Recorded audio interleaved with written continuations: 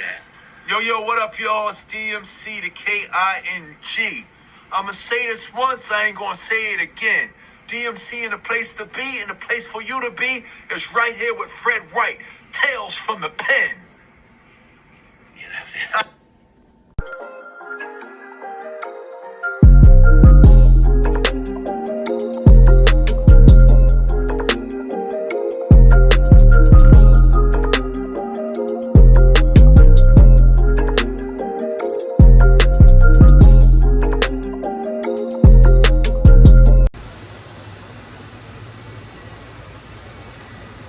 Salute people, we back.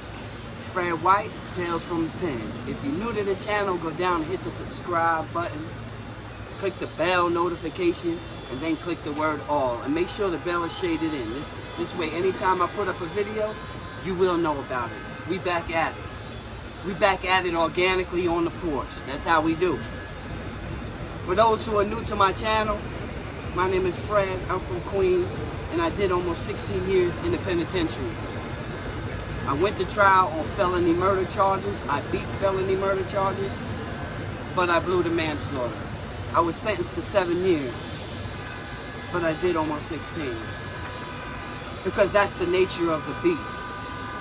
Once you get in the system, once you get in the penitentiary, once you get into trouble, period, it's the hardest thing to get out of, boy. Because you may go in with a certain amount of years. You may go in with 1 year, 2 years, 3 years, and never come home.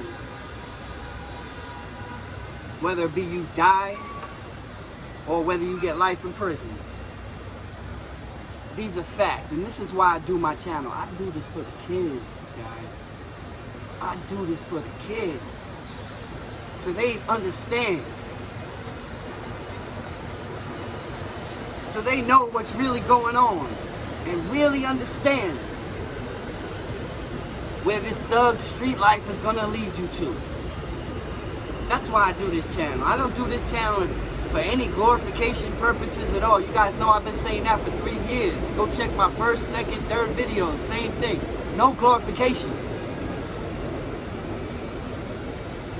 I tell these stories so these kids really grasp the situations and the things that happen inside the penitentiary and the life choices and decisions that you're going to have to make behind the wall. That's why I do these things. Sometimes you're forced into doing things in the penitentiary you may not want to do. But that's how it goes. You got to do it. Quick example. Where's my water? I don't have no water. So, I'm in Fishkill double bunk box. Never was in Fishkill jail. They built a Maxi Max prison on the grounds of Fishkill. It was a special housing unit, SHU S-blocks, double bunk boxes. You don't go nowhere pretty much without being handcuffed. You don't leave your cell without being handcuffed. Shackles, and cameras everywhere. So, I was the porter. I was part of the first group that opened up Fishkill Box. 1998, we opened Fishkill Box. Okay? So it was a group of us that went in there. The boxes filled and things like that. Eventually, I got to be a porter. Now, anybody that was in Fishkill Box in 98, 99 knows who I am. Because I was the porter. I was the first porter. There was this officer from another spot, I talked about him before, Rizzo, that I knew. I was in this other spot for like 4 years, and he was there. And when I got to Fishkill Box, he was one of the police in the box. So when they needed somebody, they had this big thing like a Zamboni. Like an ice skating rink. And, you know, they used to have somebody come out. They needed somebody to come out and clean the tiers with that. Or just basic IG, which was, GI, which was, or IG, whatever it was. When people clean their cells, they used to have a porter out you know, giving the toilet brush. They crack 4 feed-up slots, which is where they put your food and mail. They crack 4 feed-up slots at a time, 1, 2, 3, 4. And you give them the toilet brushes, the rags, and then they give it back. And the police is standing right there with you, okay? So they came, you want to come out? I said, yeah, hell yeah, I want to come out, right? And it also gives my bunkie a little time, a little space, you know what I mean? So now, while I'm out, I used to make moves here and there when I could. Understand, I am on camera, people. I am being monitored from a bubble as well. And I have the police literally standing right next to me, escorting me as I'm cleaning. Okay? So, what we used to do is, I used to have a rag with me.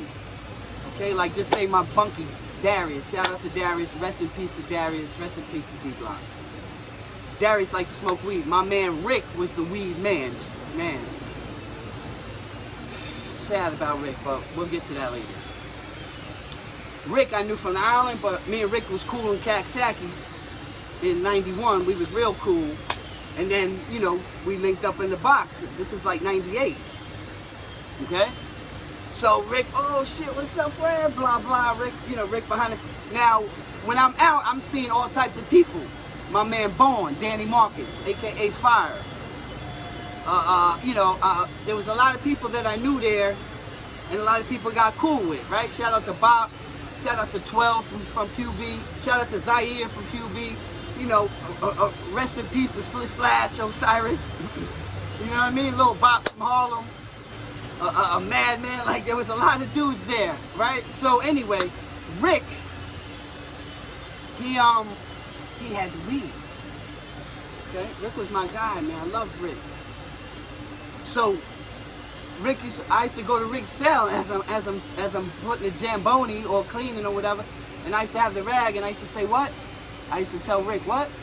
Oh, you want the rag? Oh, I used to tell the police, sometimes it'd be a, you know, rookie, new jack police. I'd be like, yeah, just crack his cell. I'm give him this rag real quick so he can wipe his sink down. The police would crack the cell because I couldn't do it. You know what I'm saying? Or if the police tell me to, you know what I mean? Like if I would have just went and opened the cell, it don't work like that. Yo, what the fuck you doing? So, boom, I gave him the rag. So the police standing right there. He gives me the rag back with the weed or whatever in the rag though. So I take the rag, the police, close the thing up, boom.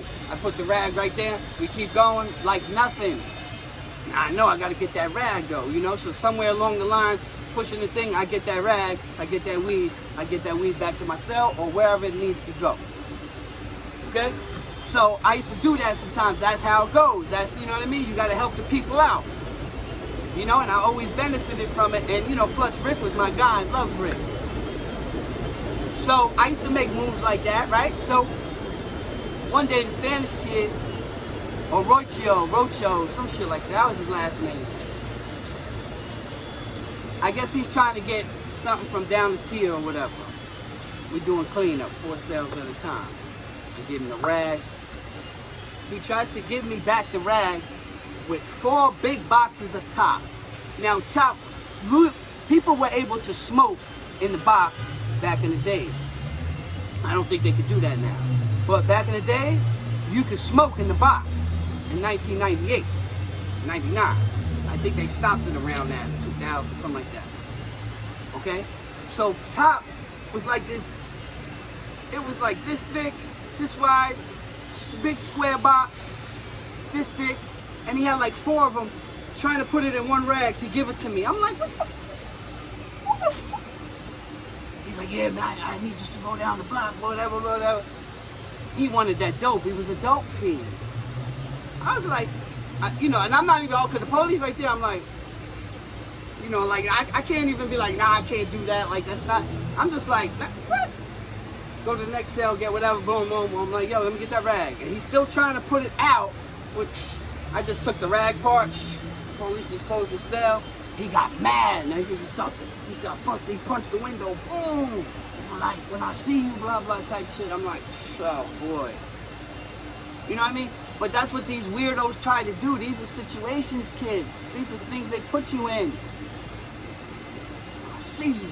I'm like, all right. So, you know, I'm always on a visit. Eventually, one day, you know, he's on a visit. Now, I was back to level 1. There's level 1, 2, and 3. With level 2 and 3, you get to go on the visit. When you go on the visit, you can, you know, you're not cuffed. Level 1, you're cuffed and strained even on the visit. They put you in a separate visit. So at this time, I was back to level 1. Some things had happened. And I lost my porter status. They wouldn't let me out anymore, you know what I'm saying? You know, you guys can go back and check the other videos about the SHU. You can find out what happened with that, you know. But, so, I'm back to level 1. Now, I'm in cuffs. I'm in cuffs in my visit room. I see he had a visit, too. I heard the name on loud. When they call the visits, they call them over the loudspeaker, so everybody know. It's one loudspeaker. So you be listening.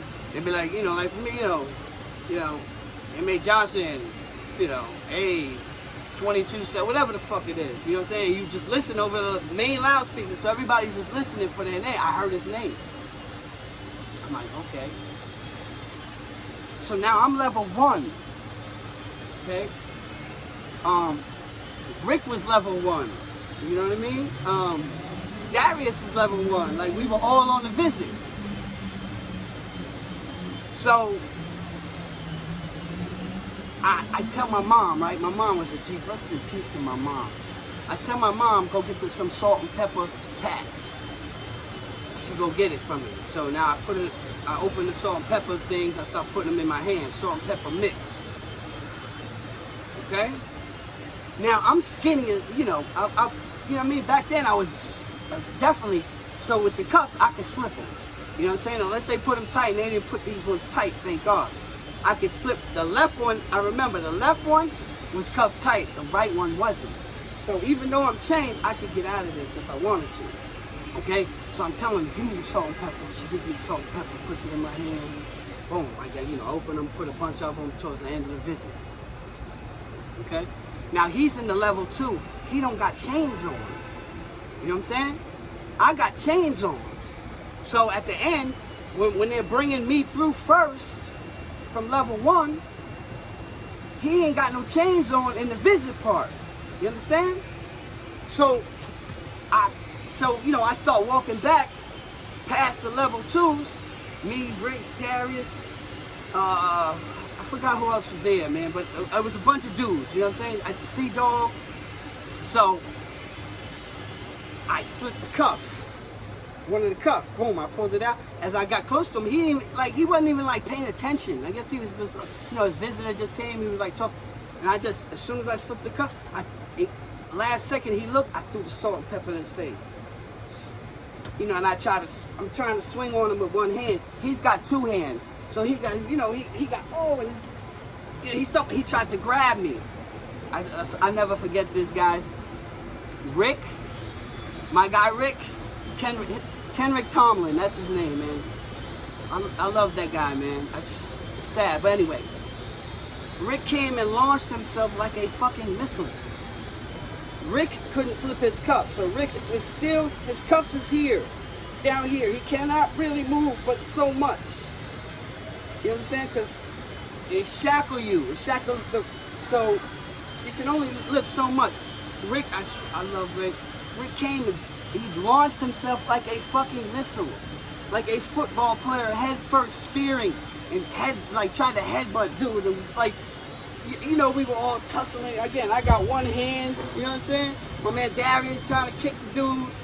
Like, yo, it was crazy. In the box, we set it off in the visitor room. Yeah, we did.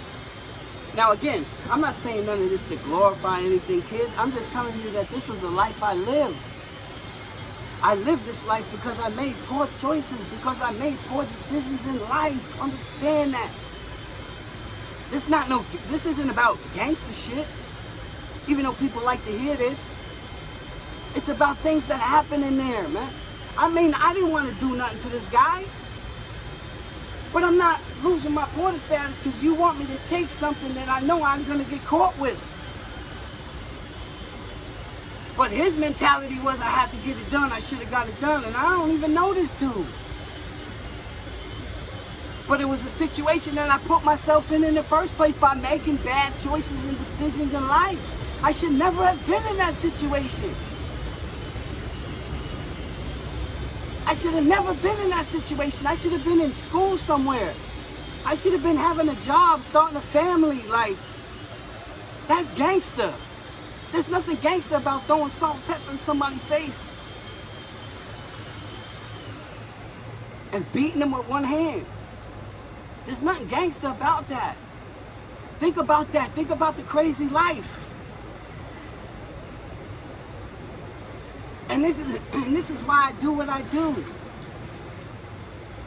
Because like I started this from the beginning, sometimes, you know, you're forced to do shit or really don't want to do shit. I've only wanted to do a few things to a couple people that got done. For certain people, I didn't want to do it to them.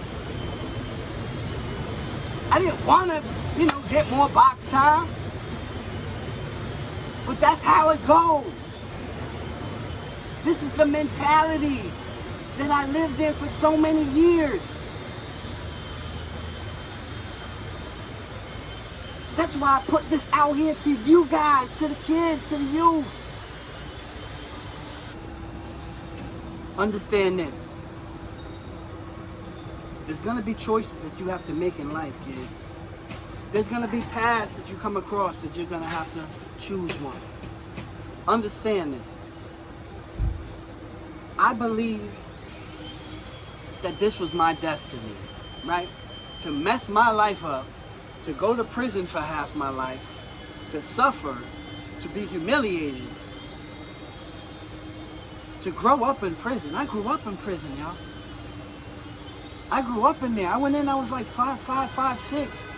I took my lumps. And I learned over the years what's right. It took me years. I had to get a crash course. But as every year went on, I learned something new. I went in like 5'5", like I said, 5'6".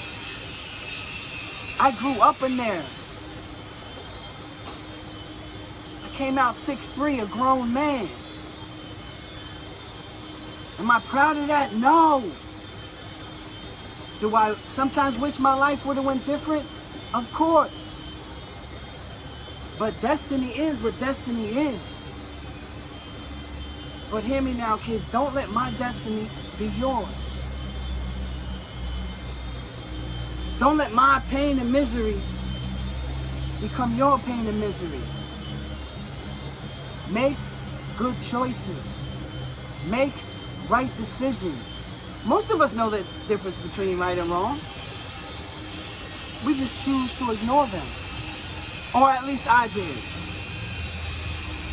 And it almost cost me my whole life. Don't be like the old me. Please don't do that. And on a side note, man, rest in peace to Rick. Rick got murdered April 21st, 2016. Rick was from Bedford-Stuyvesant section of Brooklyn, here in New York. He grew up on Gates and Patchen. He died there. He grew up in that area, but he died on Gates and Patchen. They have a little development over there. And allegedly it was over $8. The documents and stuff I read, they said that, you know, the dude had owed Rick $8, but Rick didn't need the money. Rick was doing what he was doing, but he was just humiliating the guy. Like, you bum, get out of here. You know? He humiliated the guy, like in the Nipsey Hussle. When Nipsey Hussle humiliated the dude and called him a rat, the dude came right back and killed Nipsey Hussle. It was something like that. The dude humiliated him, said, man, he's a bum. Get out of here. And when the dude came back, you know, they lived in the same building. He killed Rick, shot Rick a couple times, he was found dead in the hallway. So rest in peace to Rick, man. But dude, because he felt humiliated and he didn't want, you know, for his reputation, he threw his life away. Shot Rick a couple times, bang bang, those two or three or however long, you know, that took literally 1-2 seconds. You threw your whole life away for 1 or 2 seconds for a reputation. Because some people are willing to die for their reputation. But I ask you guys, for your reputation, are you willing to die for it? Is your reputation worth the rest of your life in prison? Is your reputation worth your life? Is your reputation worth somebody else's life, pain and suffering that you're going to cause other people's family? It's not. You got to think before you do things, people. It's crazy. Anyway, again, rest in peace to Rick. You guys know my new couple mottos. Number 1 is the streets are Floyd. Yeah, they are. But you know my main one, people. You know my main one. Experience is the greatest teacher. But somebody else's experience could be just as valuable if you pay attention and listen. And on that note, people, Fred White, signing off.